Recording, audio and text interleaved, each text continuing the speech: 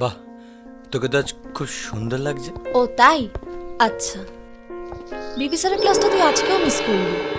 Final exam কিন্তু আর বেশি দেরি নেই। এই তোর মুখে পড়াশোনা না সবসময় ভালো লাগে না, বুঝলি? একটু অন্য কথাও তো বলতে পারিস।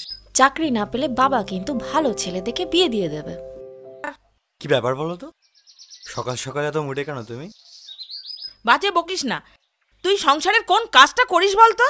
সকাল থেকে রাত অবধি খালি টই টই করে ঘুরে বেড়ালেই হলো? আরে বাবা, কি হয়েছে সেটা তো বলবে তুমি। কি হয়েছে তুই বুঝছিস না? মা আসুক, মাকে বলবো কিছু রান্না করে দিতে। কি হচ্ছে ছাড়।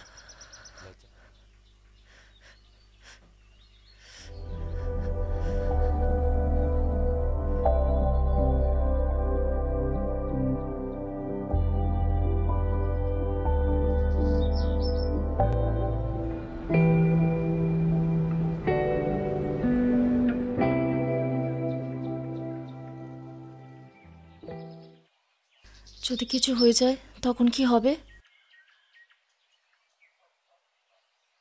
কিচ্ছু হবে না, আমি আছি তো।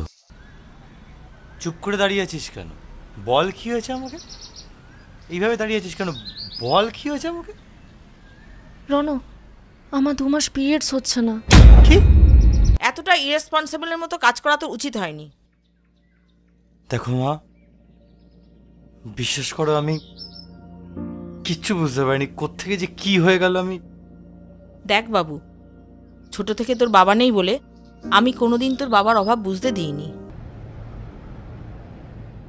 কাকু, আপনি ভালো আছেন তো? তুই? হ্যাঁ।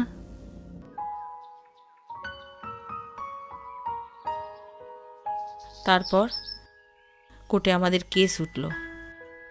কোর্ট আমাদের দুজনকে একটি করে বাচ্চা ভাগ করে দিল।